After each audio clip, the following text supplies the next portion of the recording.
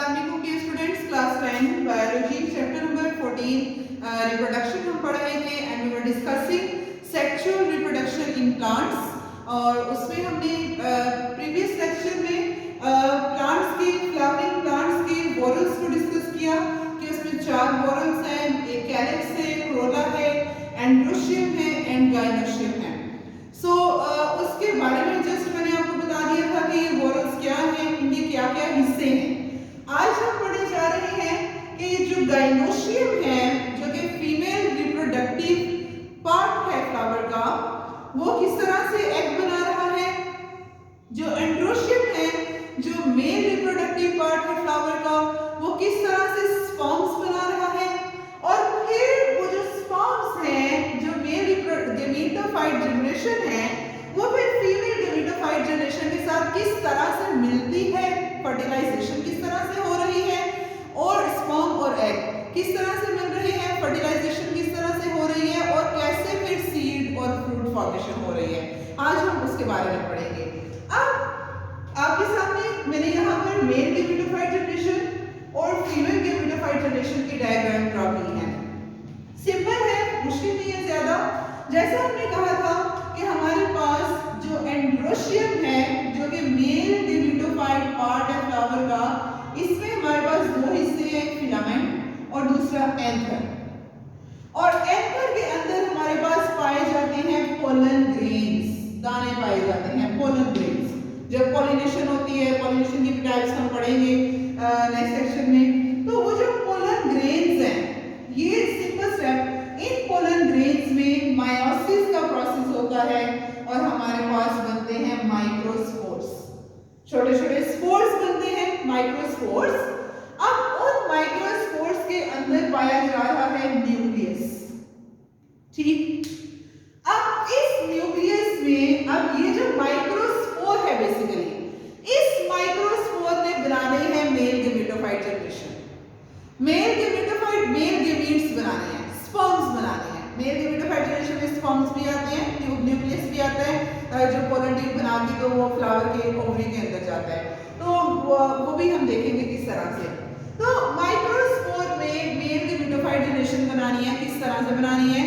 इस माइक्रोस्पोर के अंदर जो न्यूक्लियस पाया जा रहा है, डिप्लॉइड न्यूक्लियस, इस न्यूक्लियस में ये डिप्लॉइड न्यूक्लियस है 2n, इसमें माइटोसिस का प्रोसेस होता है। माइटोसिस के प्रोसेस के जरिए ये जो न्यूक्लियस है, ये टूट जाता है 2 nuclei, 1n 1n, haploid nuclei में टूट जाता है। एक न्यूक्लियस जो है उसको हम नाम देते हैं जनरेटिव न्यूक्लियस का, दूसरे न्यूक्लियस को हम नाम देते हैं ट्यूब न्यूक्लियस का। जनरेटिव न्यूक्लियस का काम क्या है कि ये जो जनरेटिव न्यूक्लियस है, फिर ये चेंज हो जाता है स्पर्म्स में, ये 2 स्पर्म्स। ठीक, अब हमारे पास क्या चीजें आ गई हैं, हमारे पास 2 स्पर्म्स आ गए हैं, साथ हमारे पास ट्यूब न्यूक्लियस आ गया है। ये है मेल गैमेटोफाइट जनरेशन। तो फ्लावरिंग प्लांट की जो मेल गैमेटोफाइट जनरेशन है, इसमें हमारे पास 2 हिस्से आएंगे, 2 स्पर्म्स, 1n 1n, और साथ एक ट्यूब न्यूक्लियस। इस ट्यूब न्यूक्लियस का काम क्या है कि जब इसने फ्लावरिंग प्लांट के अंदर गाइनोशियम के अंदर जाना है, जो फीमेल रिप्रोडक्टिव पार्ट है फ्लावर का, यहाँ पर स्टिग्मा के ऊपर, तो ये ट्यूब न्यूक्लियस भी पोलन ट्यूब बना देता है। ये पोलन ट्यूब जिसके अंदर स्पर्म्स है और साथ ये ट्यूब न्यूक्लियस है, तो ये पोलन ट्यूब बना लेता है ट्यूब न्यूक्लियस। ठीक है, फिर वो पोलन ट्यूब आगे से जाती है, उसके अंदर वो भी हम देखते हैं। ये है मेल गैमेटोफाइट जनरेशन। दोबारा बताती हूँ कि जो एंथर है, एंथर के अंदर पोलन ग्रेन्स हैं, ये पोलन ग्रेन्स में मायोसिस का प्रोसेस होता है, माइक्रोस्पोर्स बनाते हैं। ये माइक्रोस्पोर्स जो है, फिर इनमें न्यूक्लियस है, वो न्यूक्लियस में माइटोसिस होती है, वो 2 न्यूक्लियस में डिवाइड कर देता है, एक जनरेटिव न्यूक्लियस, दूसरा ट्यूब न्यूक्लियस। फिर ये जनरेटिव न्यूक्लियस स्पर्म्स में चेंज हो जाता है, जो ट्यूब, एक दूसरा ट्यूब न्यूक्लियस आ गया जो मेल पोलन ट्यूब बना लेता है।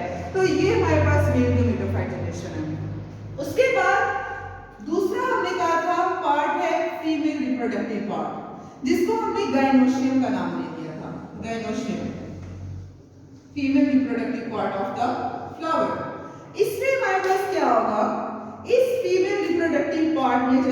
बनता है, नीचे ओवरी है, ठीक है, जो कि फीमेल रिप्रोडक्टिव ऑर्गन है जहां पे एग ने बनना है। इस ओवरी के अंदर हमारे पास पाया जाता है ओव्यूल, ये ओव्यूल, ठीक। इस ओव्यूल के अंदर हमारे पास मायोसिस का प्रोसेस होता है और एक मैक्रोस्पोर बन जाता है, बड़ा सा स्पोर बन गया मैक्रोस्पोर। मैक्रोस्पोर में फिर हमारे पास 2n है मैक्रोस्पोर। फिर मैक्रोस्पोर में हमारे पास माइटोसिस का प्रोसेस होता है, तो दो चीजें बनती हैं। एक हमारे पास ये चेंज हो जाता है एग में, मैक्रोस्पोर, माइटोसिस का प्रोसेस होगा 1n एग में चेंज होगा। दूसरा हमारे पास फ्यूजन न्यूक्लियस में चेंज होगा, फ्यूजन न्यूक्लियस डिप्लॉइड होगा 1n + 1n, ठीक। ये फ्यूजन न्यूक्लियस जो कि 2n है और साथ एग जो कि 1n है, इन दोनों को हम कहेंगे फीमेल गेमेटोफाइट जनरेशन। अब हमारे पास एग भी बन गया, हमारे पास स्पर्म्स भी बन गए, फीमेल गेमेटोफाइट जनरेशन भी बन गई, मेल गेमेटोफाइट जनरेशन भी बन गई। अगला प्रोसेस हमारे पास क्या है? अगला प्रोसेस है हमारे पास फर्टिलाइजेशन का। फर्टिलाइजेशन कैसे होनी है ये मैंने आपके सामने बना दी है, फीमेल के को बनाया है मैंने रिप्रोडक्टिव पार्ट, जिसमें ये है हमारे पास स्टिग्मा, ये है स्टाइल और ये नीचे ओवरी। अब ओवरी के अंदर हमारे पास ओव्यूल है और ओव्यूल के अंदर हमारे पास एग मौजूद है, एग भी है, एक एग है 1n और साथ हमारे पास इसमें फ्यूजन न्यूक्लियस है 2n, ठीक है। अब होगा क्या? ये होगा कि ये जो ट्यूब न्यूक्लियस है, ये ट्यूब न्यूक्लियस पोलन ट्यूब बनाएगा, ये ट्यूब न्यूक्लियस से पोलन ट्यूब बन गई। अब ये पोलन ट्यूब आने लगी है इसके अंदर, ये पोलन ट्यूब यहां पर आ जाएगी इस स्टाइल के अंदर, ठीक। स्टाइल के अंदर जब आएगी, इसके अंदर प्रेजेंट हैं 2 स्पर्म्स और एक ट्यूब न्यूक्लियस। ये जो स्पर्म्स हैं, इनमें से एक स्पर्म 1n, 2 स्पर्म्स है ना 1n और 1n, गौर से देखना है। इनमें से एक स्पर्म जो है वो इस एग को फर्टिलाइज करेगा, ये मैंने यहां पर बना देती हूं, ये यहां पर हम लिख देते हैं, एक स्पर्म एग को फर्टिलाइज करेगा और बना देगा जाइगोट, ये बन गया जाइगोट, ठीक। वो जाइगोट फिर आगे एम्ब्रियो में चेंज होगा, ठीक है। जो दूसरा स्पर्म है, दूसरा स्पर्म क्या करेगा? 1n है ना दूसरा स्पर्म, वो मिलेगा फ्यूजन न्यूक्लियस के साथ,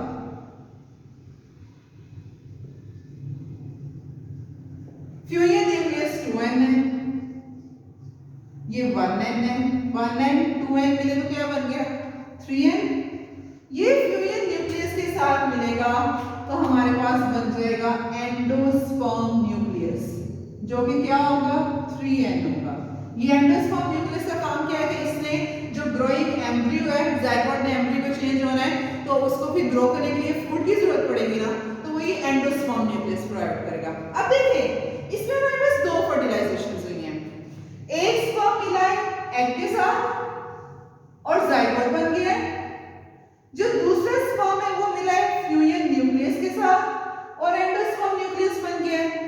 इसलिए हम कहेंगे कि इसमें डबल फर्टिलाइजेशन हुई है। क्या हुई है? इसमें डबल फर्टिलाइजेशन हुई है।